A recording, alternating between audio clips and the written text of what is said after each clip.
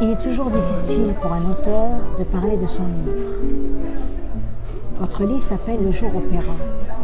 Donc on va essayer cette fois-ci d'être dans les coulisses, derrière le rideau, et tout doucement nous viendrons sur la scène.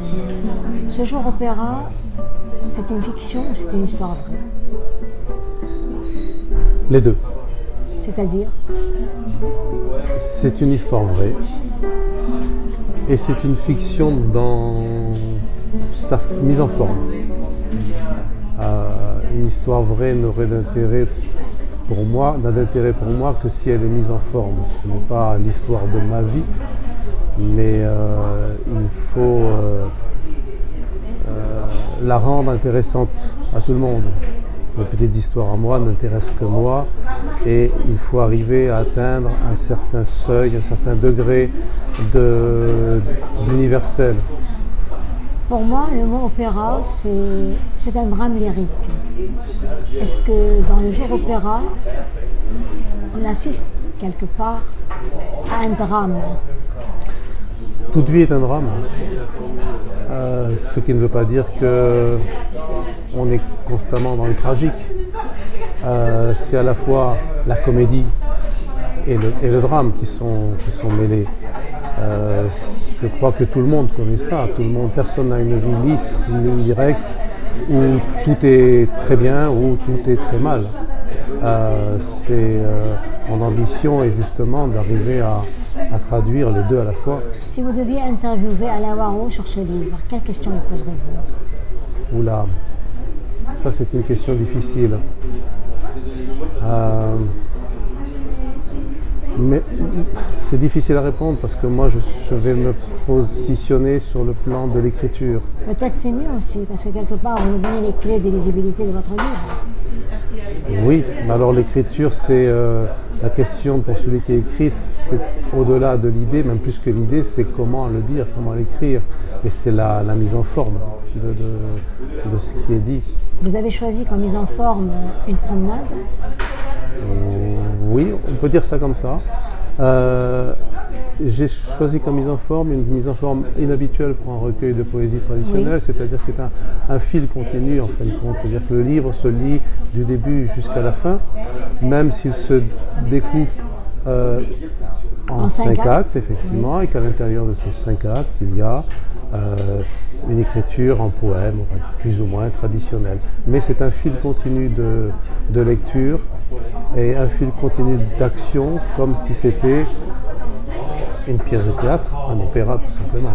Je voudrais m'éloigner du livre lui-même pour être dans les coulisses d'Alain Warraud. Oui. Alain Warraud, vous avez l'habitude souvent de faire des interviews et toujours on parle de vos livres. On parle de la musique, on parle d'un tas de choses. Je voudrais aller plus loin. Alain Warraud, son enfance. Enfance heureuse? Oui, enfance heureuse, dans une famille, je crois, heureuse, de 5 enfants, dont j'étais le dernier. Une famille pour laquelle peut-être ce qui a marqué, c'est sa sorte d'itinérance avec un père militaire. Et donc des garnisons, avec tout ce que ça implique. Ça implique deux choses. Ça a un côté extrêmement positif qui est qu'on est ouvert et intéressé plus facilement peut-être à tout ce qui est nouveau, tout ce qui est différent. Et aussi un manque de racines. Se dire que finalement on n'a pas d'amis d'enfance. On est toujours en train d'avancer. Voilà, on est toujours dans l'itinérance perpétuelle. Cette itinérance, je crois que vous avez continué aussi. Vous avez été au conservatoire de Nice, faire des études de musique. Puis vous vous êtes établi dans les Landes. Oui. Vous êtes professeur de musique au conservatoire des Landes. Ce chemin, parlez-moi un peu. C'est un chemin qui commence depuis très longtemps. La musique, j'ai commencé d'abord en autodidacte, puis après dans un petit conservatoire, puis après au conservatoire de Nice. J'ai passé mes diplômes, j'ai été engagé comme professeur de guitare au conservatoire des Landes. Et puis l'écriture qui était déjà présente, l'écriture est revenue un petit peu plus tard, quand j'ai eu peut-être davantage de temps ou envie de refaire autre chose, envie d'élargir à nouveau ma vision des choses, ma participation à l'action des choses de ce monde. J'ai l'impression, et tout le monde le dit d'ailleurs, que vous êtes un taiseux. Nous l'avons déjà dit souvent. Mais vous avez plusieurs moyens d'expression. Vous avez la musique, oui. Vous avez l'écriture, vous avez la photo, vous avez aussi cette façon peut-être de faire vidéo parfois.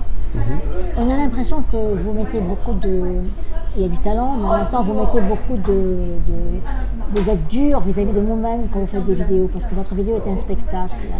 Est-ce que quelque part, votre vidéo n'est pas une scène souvent? Tout à fait, bien sûr. Pas la scène du livre seulement. Oui, oui, la vidéo est une scène, est une mise en scène. Un taiseux, oui, j'accepte tout à fait le terme, je suis taiseux, mais c'est ce besoin d'exprimer des choses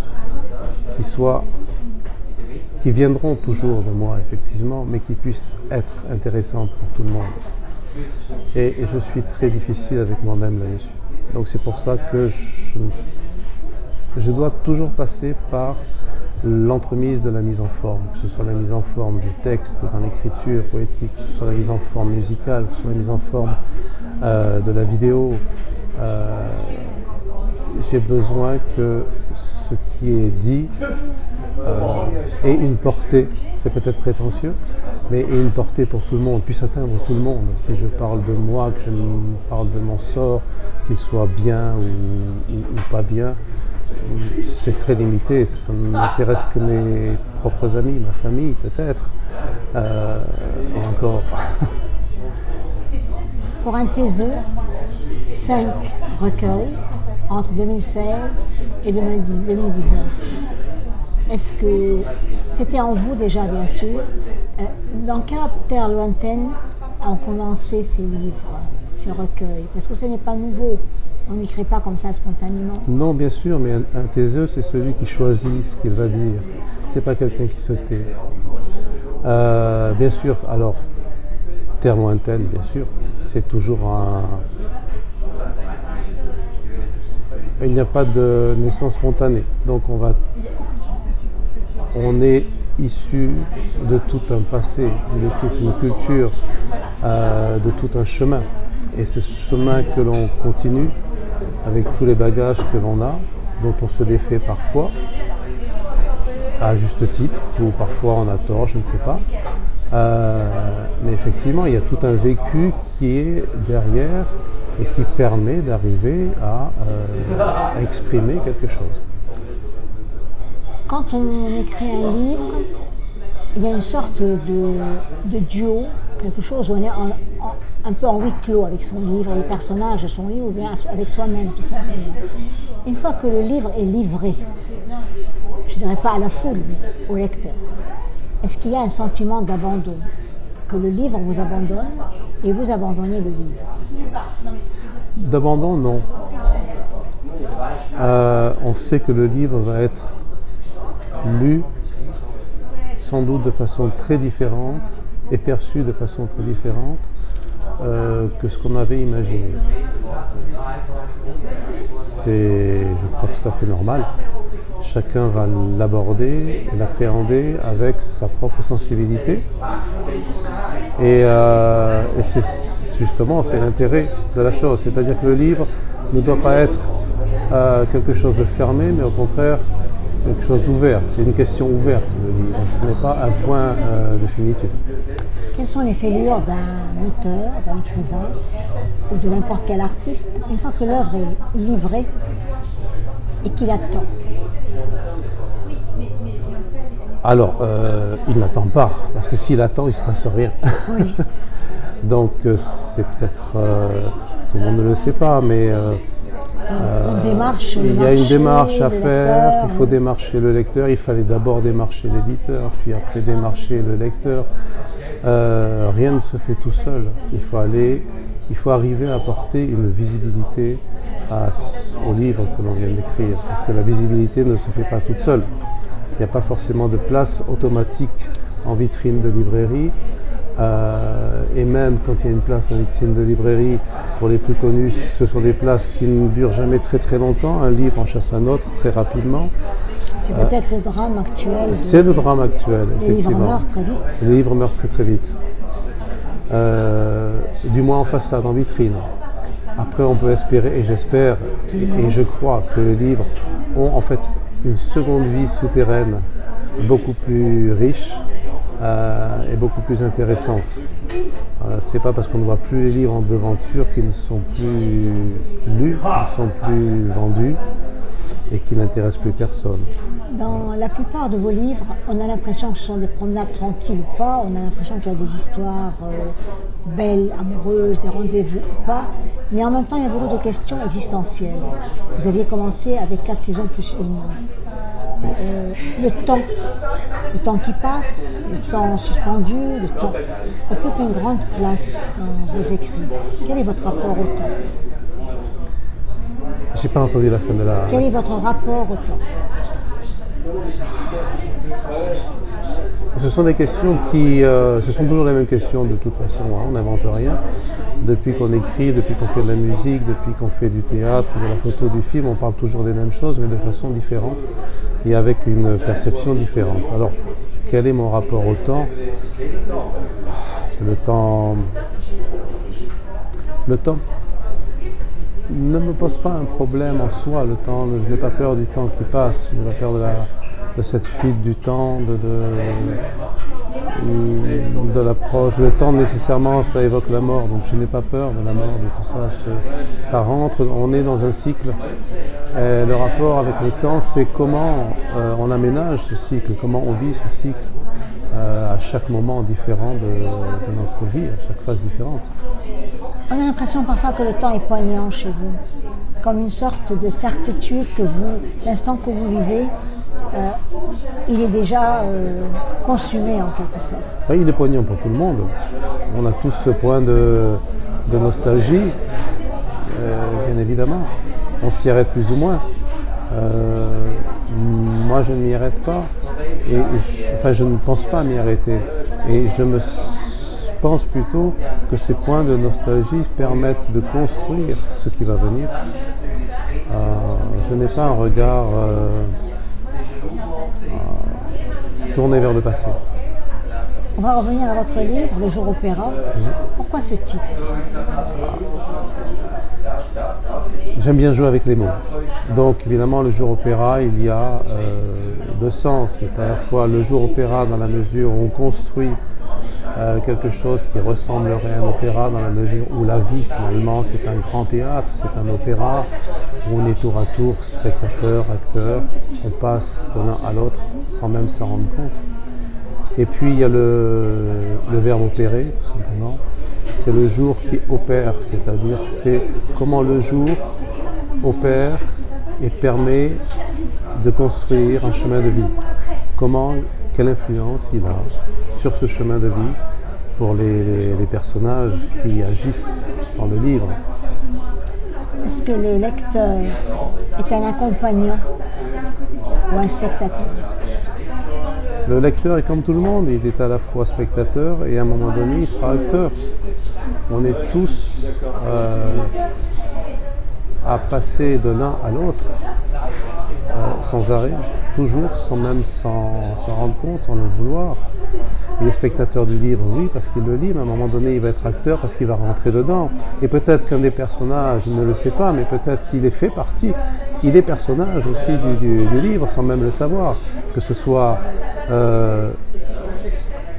en vrai, on va dire, un vrai personnage dont on ne dit pas le nom, ou bien un personnage qui aurait pu être là, qu'il aurait pu endosser. Votre livre et ses 5 actes. Je vais partir de quelques lignes de chaque acte. Oui. Et vous allez me dire quel écho ça fait en vous de m'entendre les dire et pourquoi vous avez écrit peut-être, si vous le savez encore. Le chant s'entend, qui s'en revient, le chant soudain qui se moissonne. Quelle force a-t-il qui nous étonne, vague de passants, alors que nous restons? Acte 1. Je confirme.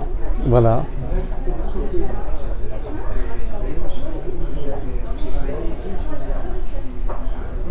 Oui?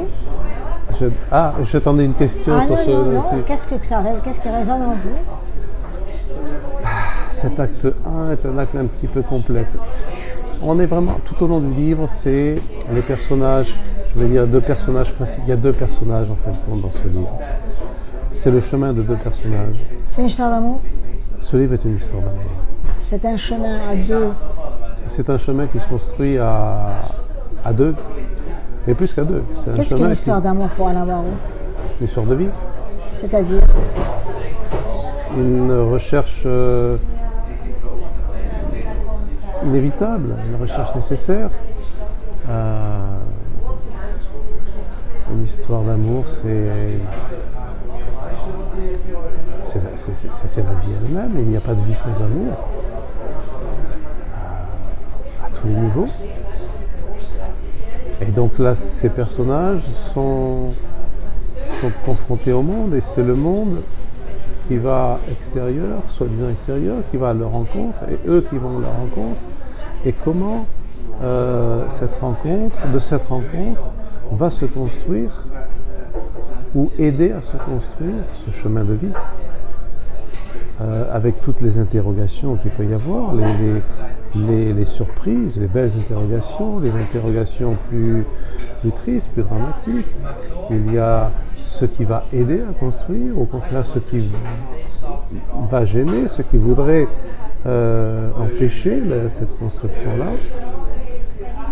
Et tout ce premier acte est un petit peu bâti là-dessus. C'est cette marche inéluctable des deux personnages. Elle est inéluctable vers la fin de l'histoire. Toujours vers la fin, bien sûr. Elle est inéluctable, c'est-à-dire c'est une force en marche. Une force en marche que rien n'arrête. Et cette force en marche va aussi, ça c'est par la suite dans le livre, se refléter chez les autres, va se transmettre chez les autres. Et vos deux personnages sont un peu à la fois dans la foule de la cité, et ils sont seuls au monde. Vous écrivez dans l'acte 2: il nous fallait sous les feuillages nous souvenir du bruit des rues, pour qu'à la ville retournée, les arbres apaisent le chahut. Vous aviez écrit avant: il nous fallait le voir, nous le savions, pour oublier du loin l'étrange flottement. On a l'impression que quelque chose, comme un souvenir latent, est là, qui part, qui vient, qui bouge, comme un chahut. J'aime bien le mot chahut. C'est un mot où il y a du bruit, en même temps il y a quelque chose d'indéfini. Qu'est-ce que le chahut pour vous?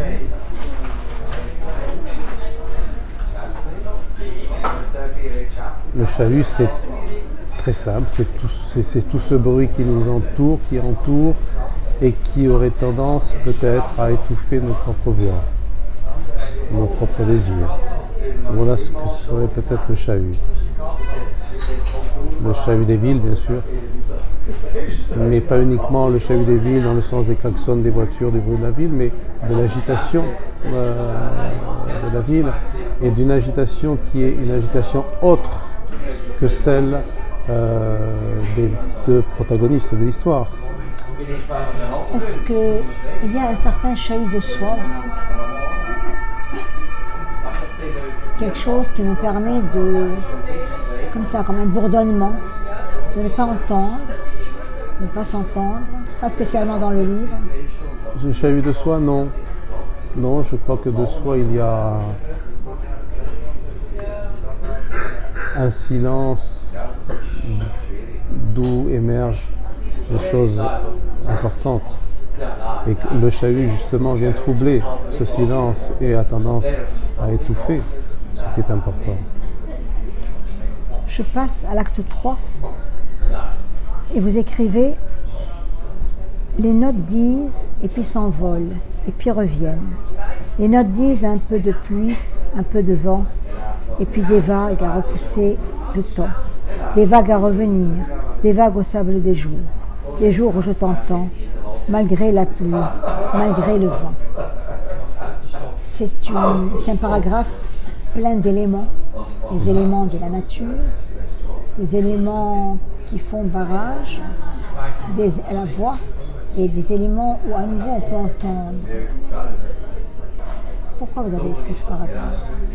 C'était un jour comment, le jour où vous avez écrit ça, vous vous souvenez? C'était un jour de pluie, de vent, un jour d'éloignement.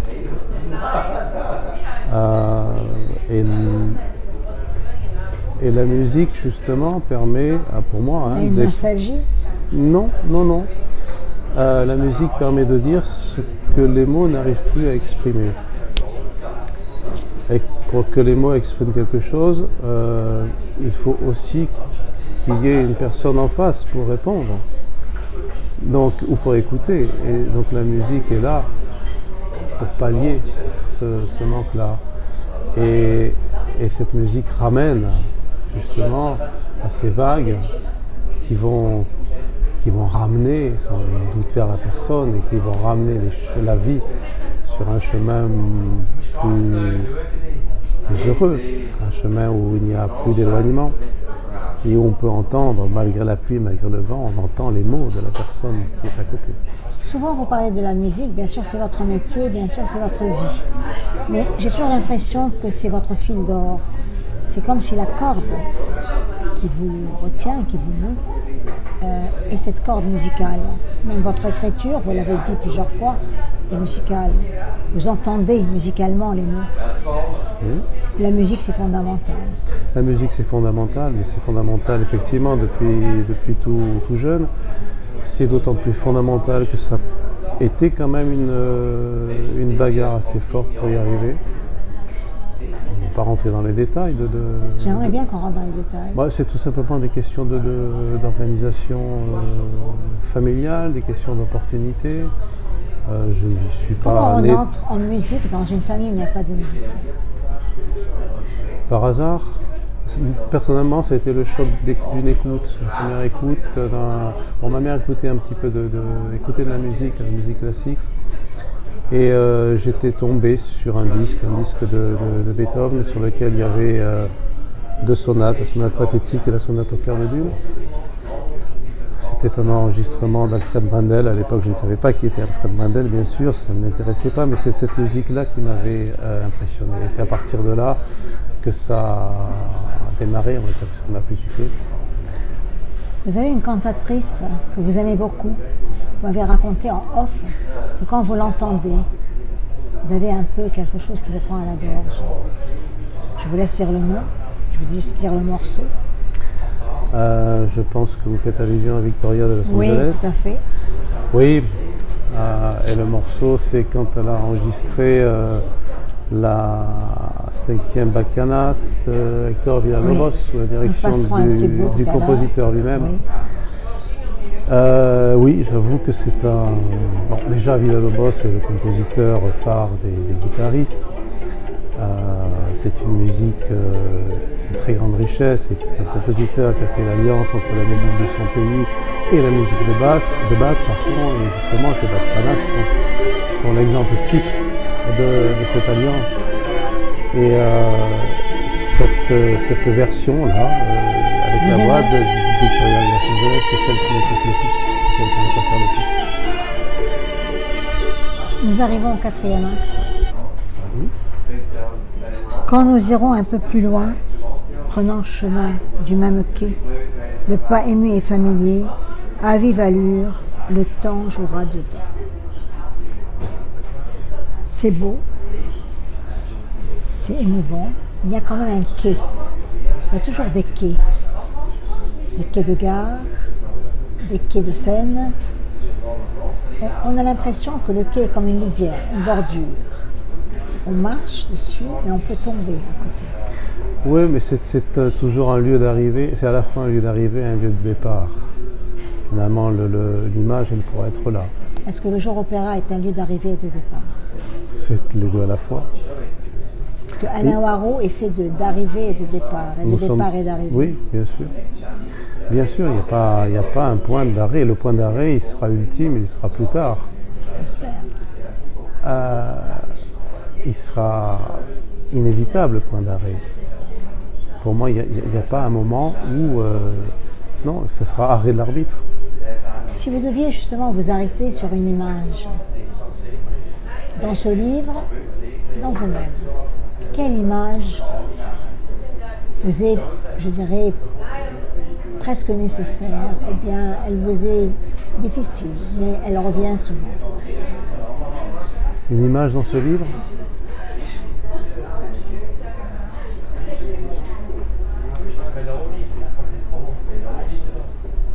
Je ne sais pas s'il y a une image, parce que le livre avance. Donc c'est un bruit de pas, en quelque sorte. C'est un bruit de pas, c'est plutôt un son, oui. Il y a cette marche continue. Et donc le livre avance. Une image, comment arrêter un film sur une image, ce n'est pas très intéressant. Et vous, quelle image vous hante? Vous hante, moi, dans le mauvais côté. Dans un côté, vous avez des images, comme chacun de nous, une image. Parfois, je dis moi-même aux enfants, pense à des choses jolies. Si je vous disais Alain Warraud, si vous pensez à des choses jolies, c'est quoi? Oh, des choses jolies, c'est un grand calme.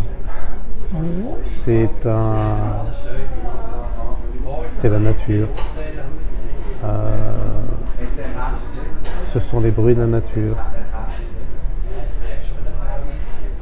C'est une communion avec des êtres qui sont là. Nous arrivons au 5e acte. C'est très beau. C'est un peu crépusculaire. L'un se taira, l'autre dira encore, jusqu'à son tour de perdre voix. Entendrez-vous ce qu'il en restera? À peine un tremblement, plus fort pourtant que les sirènes du vent sur la plaine, la promesse conquise. Vous y étiez, d'autres y seront. L'écho ne s'éteint pas d'absence d'oreille. Rien ne s'altère. Oui, rien ne s'altère. Et en même temps, il faut que quelque chose finisse pour qu'autre chose recommence. Bien sûr, bien sûr. De toute façon, on n'a pas le choix. Il faudra bien que l'un se taise. Il faudra bien que l'un n'entende plus la voix. Et qu'adviendra-t-il de l'Orphéon au balcon? Ah, lui, il continuera. Il continuera pour d'autres étourdis qui viendront y passer, bien sûr, bien sûr. Mais disons que pour les deux protagonistes, il faudra bien que ça s'arrête un jour. C'est comme ça. Ça fait partie du jeu de la vie. Ça fait partie de l'opéra. C'est le drame de l'opéra. Et on tire les rideaux? Bien sûr. On a le temps encore. On a le temps? On a le temps encore. On a le temps encore. On a le temps. Si vous deviez faire la publicité, j'aime pas le mot, mais d'une façon jolie, de ce livre, qu'est-ce que vous direz à vos lecteurs? Pas seulement à vos lecteurs. Qu'est-ce que vous direz? Qu'est-ce qui vous anime? Lisez-le, pourquoi? Lisez-le parce que c'est une histoire. C'est une histoire et c'est quelque chose de surprenant peut-être dans l'écriture poétique. C'est peut-être une façon de retrouver, de renouer aussi avec l'écriture poétique qui passe pour être quelque chose de difficile.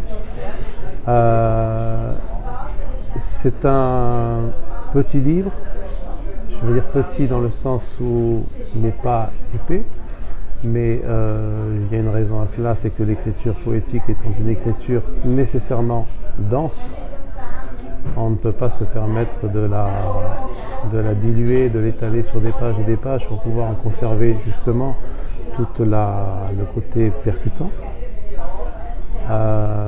C'est une histoire qui mêle à la fois où on entend la musique, c'est une histoire où on entend la vie, on entend les bruits de la vie, les bruits de la ville, et une histoire peut-être où tout le monde, je crois, peut y retrouver sa place. Tout le monde peut s'y retrouver à un moment donné. non pas se projeter dedans, mais se dire tiens, oui, ça j'ai peut-être connu, ça aussi j'ai rencontré ça, j'ai rencontré des gens qui étaient comme ça. Moi aussi je me suis retrouvé dans ce genre de situation, où j'ai vu des gens qui étaient dans ce genre de situation. Et comment on passe toujours pareil du côté des spectateurs, du côté des acteurs. Comment on se rend compte que finalement on n'est pas spectateur toute sa vie, ni acteur toute sa vie. Alors, merci beaucoup. Merci à vous. Je n'ai pas peut-être été au bout des questions que j'aurais souhaité vous poser, mais ce n'est pas grave, j'y reviendrai. Nous avons tenté à la fois d'expliquer le jour opéra et en même temps d'aller un peu vers vous, parce que vous avez toujours cette réserve que nous n'avons pas vraiment traversée, où c'est comme si vous livrez vos mots et qu'après il n'y a plus rien à voir. Circulez. Voilà. Merci beaucoup. Nous allons circuler. Circulons. Merci.